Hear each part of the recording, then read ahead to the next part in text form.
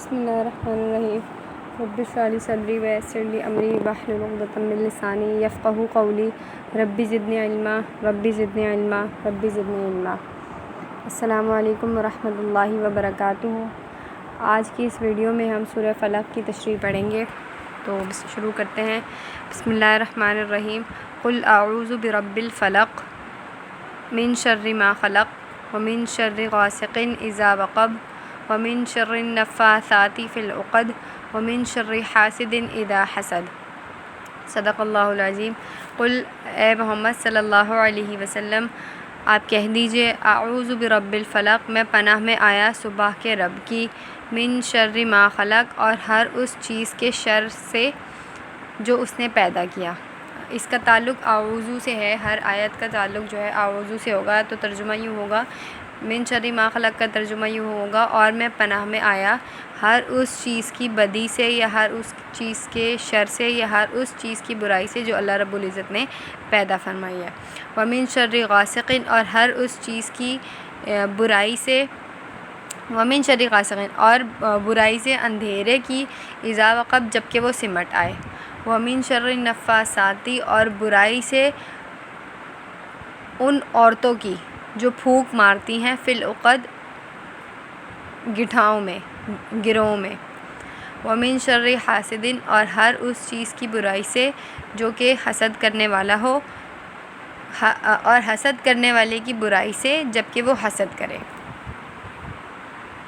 اب اس صورت کا شان نزول کچھ اس طریقے سے ہے کہ یہ صورت اور سورہ ناس، سورہ فلق اور سورہ ناس، یہ دونوں صورتیں ایک ساتھ نازل ہوئی تھیں، اور وہ جب نازل ہوئیں کہ جب آپ صلی اللہ علیہ وسلم پر جادو کیا گیا تھا، اور اس جادو کے اثر کو ختم کرنے کے لیے، یا اس جادو کو ختم کرنے کے لیے اللہ رب العزت نے یہ دونوں صورتیں نازل فرمائی تھیں، اور آپ صلی اللہ علیہ وسلم ان صورتوں کو پڑھتے گئے اور اس جادو کا اثر ختم ہوتا گیا۔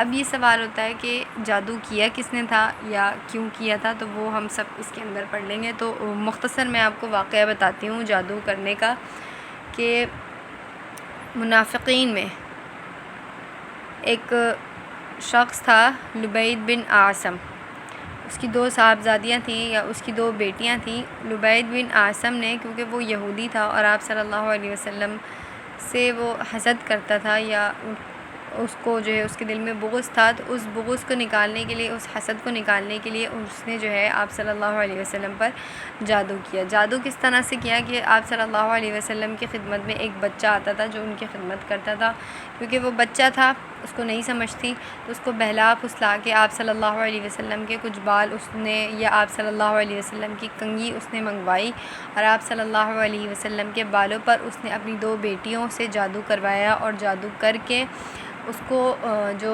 کھجور کے پتے ہوتے ہیں اس کے اندر لپیٹ کے، اور کسی دھاگے میں لپیٹا، اور اس دھاگے میں لپیٹا تو 11 گرہیں اس دھاگے کے اندر باندھی، اور پھر اس کو کھجور کے پتے میں لپیٹ کے بیر زروان، یعنی زروان کے کنویں کے اندر ایک پتھر کے نیچے دبا دیا۔ اب اس جادو کا اثر یہ تھا کہ آپ صلی اللہ علیہ وسلم بیمار رہنے لگے، بخار ان کو تھا، اور وہ باتیں بھولنے لگے، مطلب ان کے ذہن میں یہ ہوتا تھا کہ شاید میں نے یہ کام کر لیا ہے، لیکن انہوں نے وہ حقیقت میں کیا نہیں ہوتا تھا۔ تو پھر ایک دن آپ صلی اللہ علیہ وسلم کو خواب میں 2 فرشتے آئے، اور وہ ساری حیت جو ہے ایک مکالمے کی صورت میں بتائی گئی کہ اس طرح سے اس بندے نے آپ کے اوپر جو ہے جادو کیا ہے، اور وہ جادو زروان کے کنویں میں ہے۔ پھر آپ صلی اللہ علیہ وسلم اٹھے، آپ صلی اللہ علیہ وسلم نے حضرت عائشہ رضی اللہ عنہا کو بتایا، اور آپ جو ہے کافی سارے صحاباؤں کے ساتھ گئے، اور وہاں سے وہ کھجور کا پتہ نکلوایا، اور اللہ رب العزت نے ان صورتوں کو نازل فرمایا۔ ان دونوں صورتوں کو ملا کے 11 آیتیں بنتی ہیں۔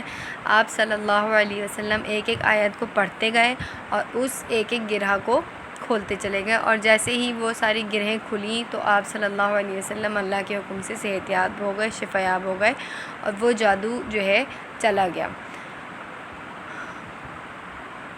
اب ذہنوں میں یہ سوال آ رہا ہوگا کہ آپ صلی اللہ علیہ وسلم تو نبی تھے بھائی، ان کے اوپر کس طرح سے جادو ہو سکتا ہے؟ تو اس کا جواب یہ ہے کہ جادو ہونا ایک فطری عمل ہے، طبعی عمل ہے۔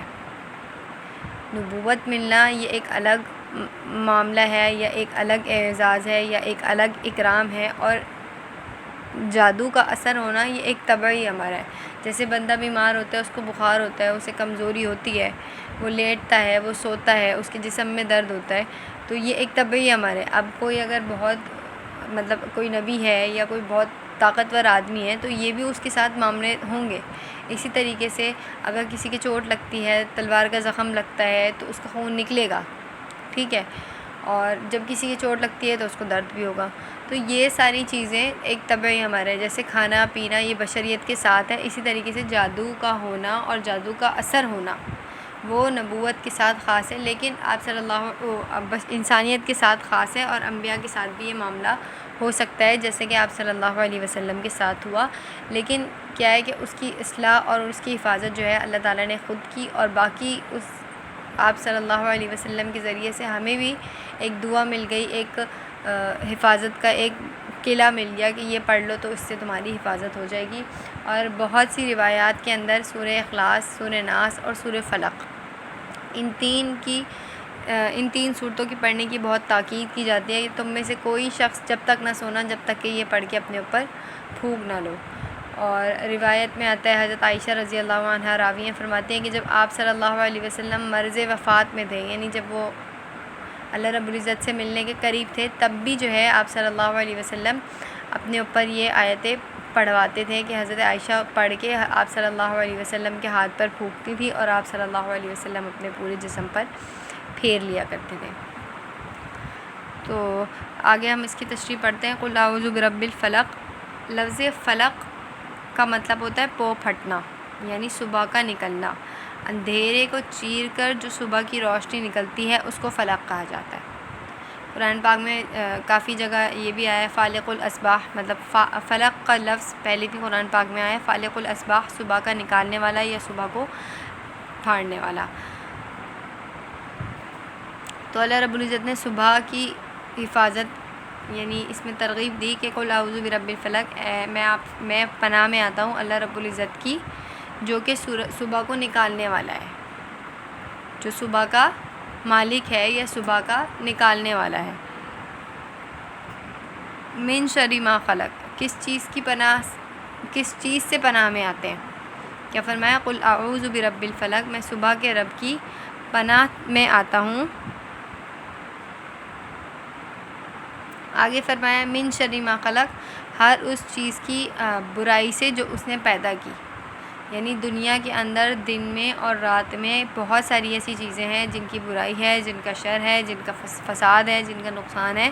تو مختصر طور پر اللہ تعالیٰ نے اس آیت کے اندر ہر چیز سے کیا کہہ دیا، پناہ میں آنے کا طریقہ بتا دیا. اب آپ بندے نے کہہ دی نا ہر چیز کی جو اللہ تعالیٰ نے بنایا ہے اس ہر چیز سے میں اللہ رب العزت کی پناہ میں آ گیا. آگے کیا کر دیے؟ تخصیص کر دیے، ومن شر غاسق اذا وقب، اور میں اندھیرے کے شر سے، اندھیرے کی برائی سے، اندھیرے کی بدی سے اللہ رب العزت کی پناہ میں آتا ہوں. اذا وقب، جب کہ وہ سمٹ جائے. تو یہاں پہ اندھیرے کو خاص طور پر اس لیے ذکر فرمایا کیونکہ برائیاں جو ہوتی ہیں وہ اندھیرے کے اندر زیادہ عروج پر ہوتی ہیں. دن کے اندر ڈاکو وغیرہ ہوتے ہیں، چور وغیرہ ہوتے ہیں. ایک تو طبعی طور پر رات میں اندھیرے میں خوف رکھا ہے، خوف ہوتا ہی ہے. دن جو ہے تھوڑا سکون والا ہوتا ہے، امن والا ہوتا ہے، اس میں خوف نہیں ہوتا. اس کے علاوہ جو حشرات الارض ہوتے ہیں جیسے کیڑے مکوڑے ہو گئے اور جنات ہو گئے، شیاطین ہو گئے، جو شریر انسان ہوتے ہیں، جو برے انسان ہوتے ہیں چوری کرنے کے لیے، چکاریاں کرنے کے لیے، ڈاکہ ڈالنے کے لیے یا گندے کام کرنے کے لیے، وہ اکثر رات میں نکلتے ہیں.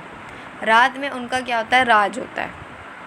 تو پہلے تو مطلقاً ہر چیز کی شر سے پناہ مانگ لی، پھر خاص کر کے رات کے اندھیرے کی پناہ میں آنے کی اللہ تعالیٰ نے تلقین کر دی کہ ومن شر غاسق اذا وقب، اور میں رات کے اندھیرے سے پناہ مانگتا ہوں جب کہ وہ سمٹ جائے، یعنی جب کہ وہ زیادہ گہرا ہو جائے.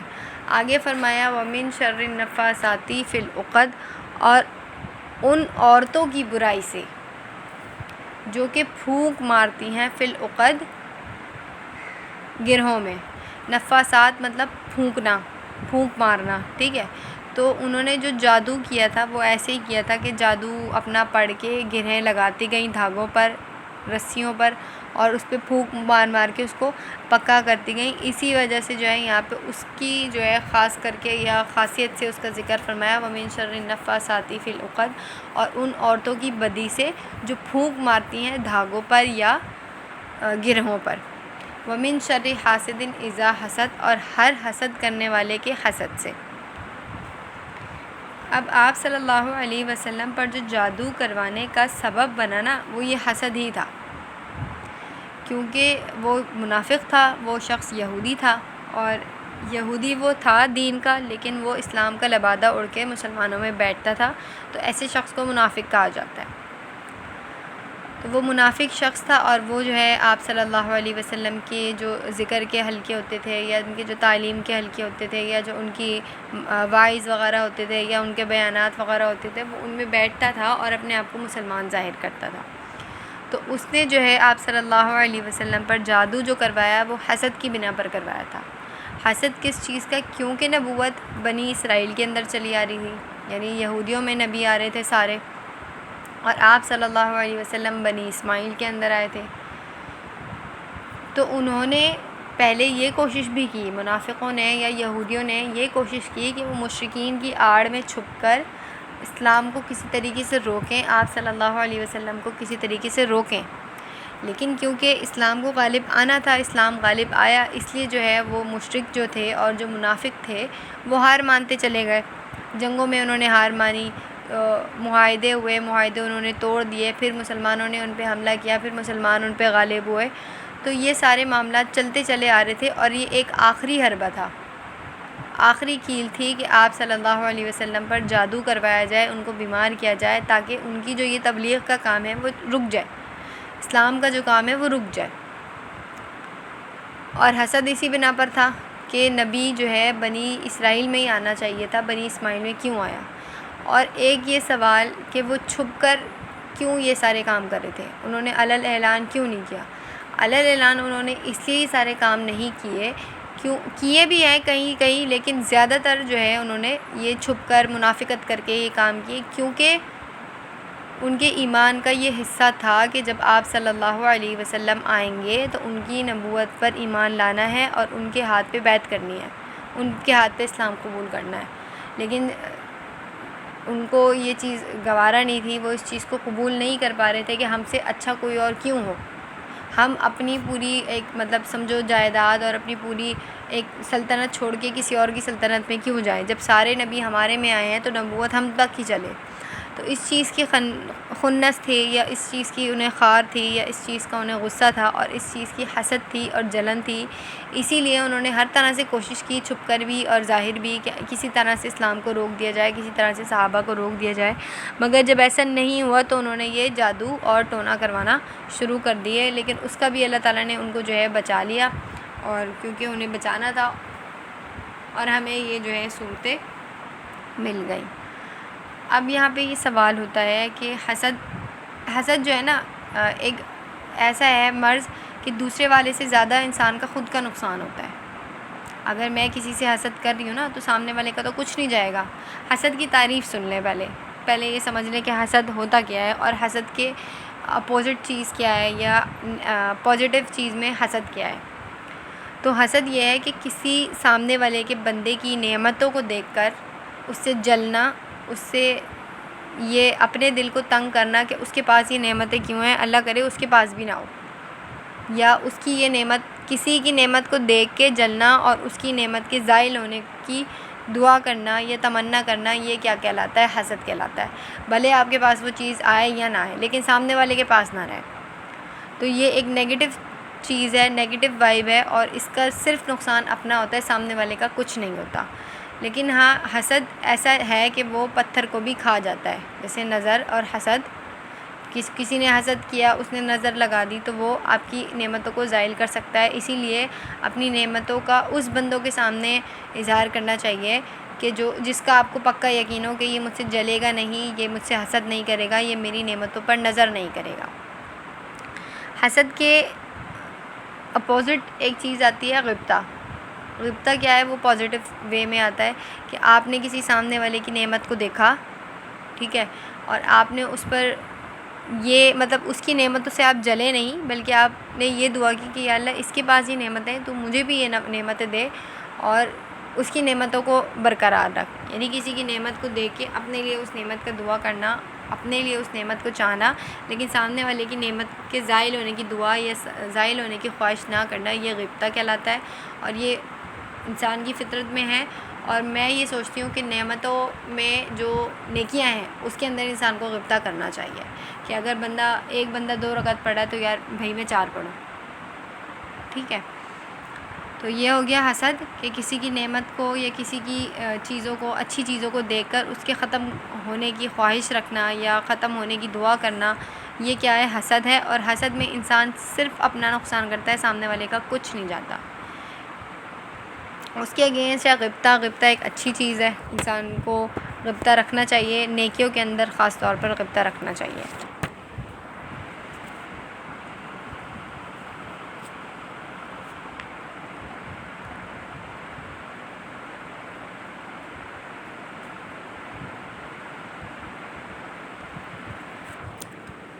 یہ تھی اس کی مختصر تشریح جو میں نے آپ کو بتا دی. اور لفظ شر کے اندر، شر کی میں آپ کو تھوڑی سی تشریح بتاتی رہوں کہ شر ہر اس چیز کی برائی ہوتی ہے. شر کے اندر 2 چیزیں ہوتی ہیں، برائیاں اور تکلیفیں. ایک تو بذات خود برائی اور ایک بذات خود تکلیف.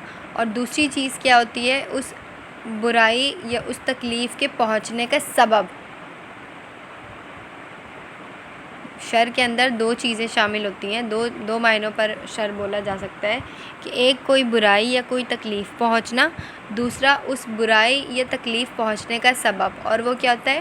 ہماری معصیت، ہمارا گناہ، ہماری نافرمانی. کہ جب ہم اللہ تعالیٰ کی نافرمانی کرتے ہیں، اللہ تعالیٰ کی معصیت کرتے ہیں، گناہ کرتے ہیں، ناشکری پن کرتے ہیں، تو ان گناہوں کی وجہ سے ہمیں تکلیف اور پریشانی پہنچتی ہے. تو اللہ تعالیٰ نے اس شر کے اندر دونوں چیزوں سے حفاظت کا وہ بتا دیا کہ اس برائی سے بھی بچنا ہے اور برائی کے سبب سے بھی بچنا ہے.